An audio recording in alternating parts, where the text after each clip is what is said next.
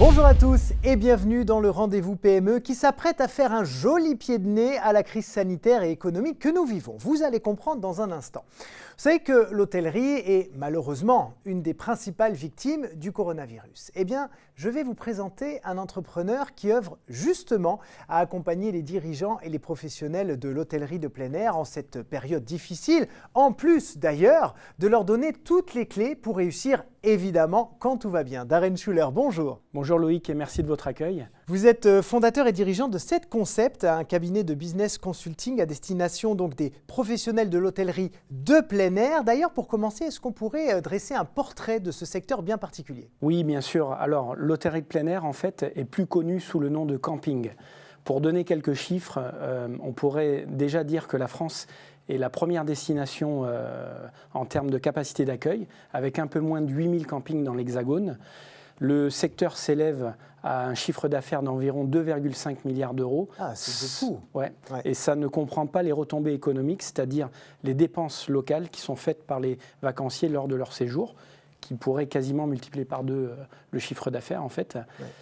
Après, pour vous donner quelques chiffres qui sont intéressants, c'est que le secteur embauche 37 000 salariés en France, dans des emplois très divers et spécifiques, et qui sont d'ailleurs passionnants. Ce qui est intéressant de savoir, c'est qu'en fait, un camping, on peut l'imaginer comme un petit village ou une petite ville, où vous avez à l'intérieur des infrastructures comme des toboggans, des piscines, des aires de jeu, des clubs enfants, des boulodromes, sans oublier les commerces et les restaurants. En fait, ça demande des compétences pluridisciplinaires et du coup, des personnes qui sont hautement qualifiées dans ce domaine-là. Ouais. Donc vraiment, l'hôtellerie de plein air, c'est un pan important de l'économie française et on a peut-être tendance à l'oublier. Est-ce que vous pouvez nous présenter maintenant votre cabinet Set Concept ? Quelle est son histoire ? Set Concept est un cabinet de business consulting spécialisé dans l'accompagnement des dirigeants d'entreprise et des professionnels de l'hôtellerie de plein air.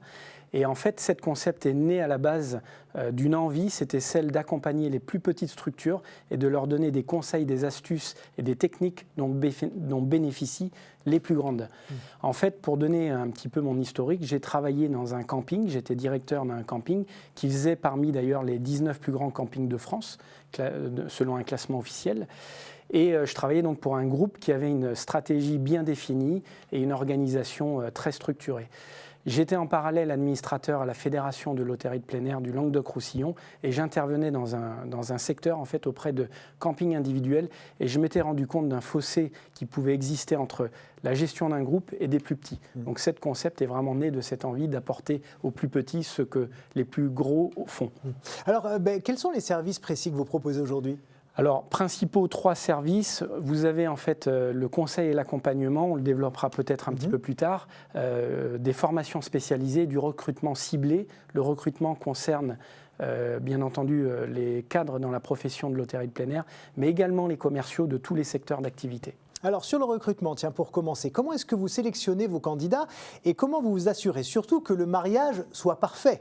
D'accord. Parce que c'est pas facile. C'est ça. Alors le recrutement, on a en fait une organisation qui se déroule en 7 étapes. Rassurez-vous, je ne vais pas les lister, ça va être un peu long. Mais la première et la plus importante, c'est que d'abord, c'est de comprendre les besoins de notre client, de savoir vraiment ce qu'il a besoin dans les compétences et dans la qualité de la personne, de comprendre le descriptif du poste. En fait, on rédige un descriptif, on indique les compétences nécessaires et ça va servir en fait d'annonce qui sera attractive. À partir de là, on fait un recrutement qui va être dit mixte, c'est-à-dire on va faire une recherche dans le réseau et également par annonce. Et enfin, du coup, on sélectionne les 2-3 meilleurs candidats que notre client pourra rencontrer à la fin. Juste pour finir, on a une 7e étape, donc la fameuse 7e phase. Elle est optionnelle et elle est assez intéressante parce qu'elle permet d'accompagner également nos clients dans la phase d'intégration qui est souvent une phase oubliée. Des fois, on a des clients qui recrutent un nouveau candidat, il lui donne les clés, il lui dit « débrouille-toi ». Là, nous, on va l'accompagner pendant la période d'essai et nous assurer que ça se passe bien.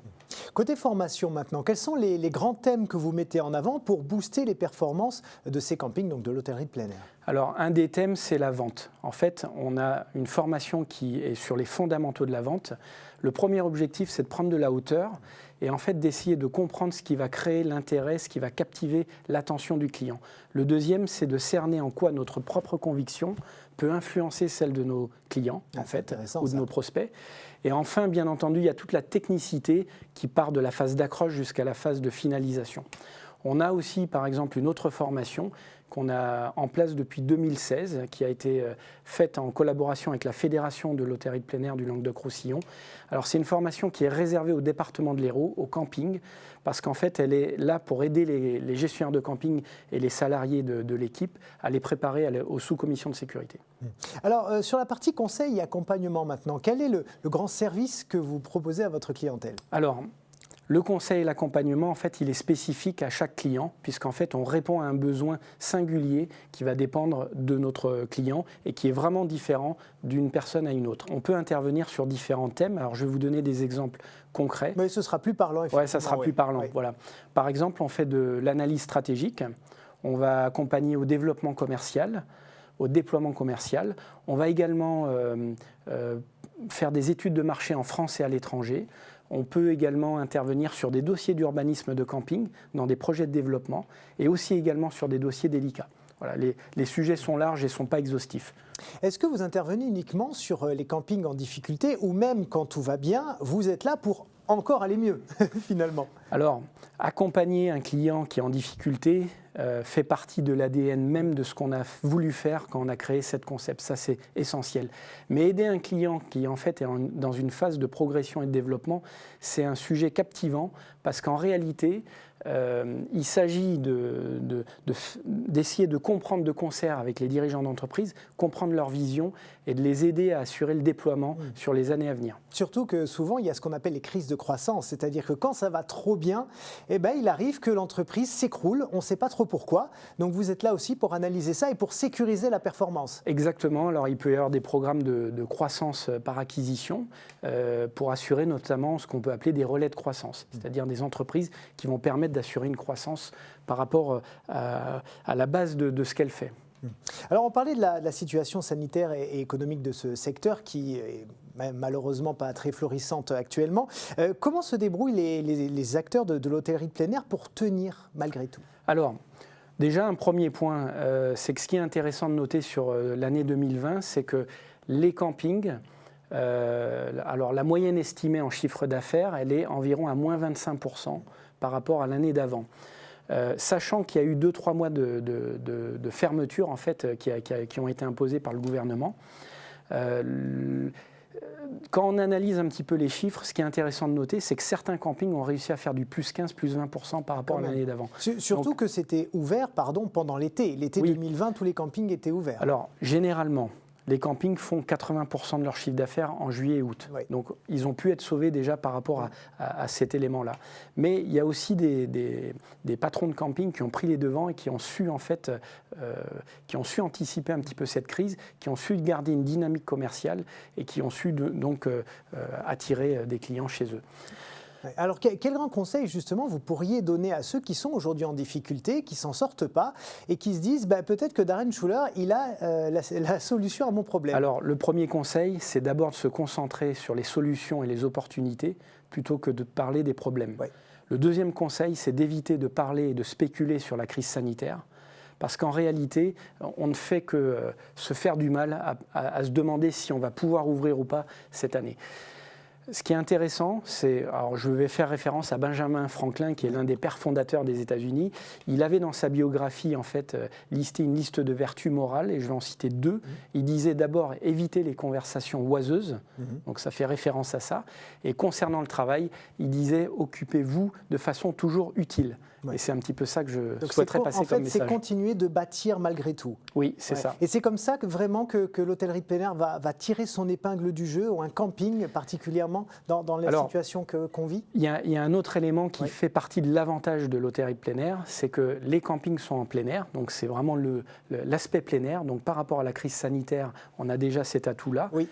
Il y a beaucoup d'émergements qui sont en fait avec leurs propres sanitaires, ce qu'on appelle les mobil-homes, des chalets, des HLL, enfin peu importe. Donc qui sont indépendants, c'est ça que vous voulez dire.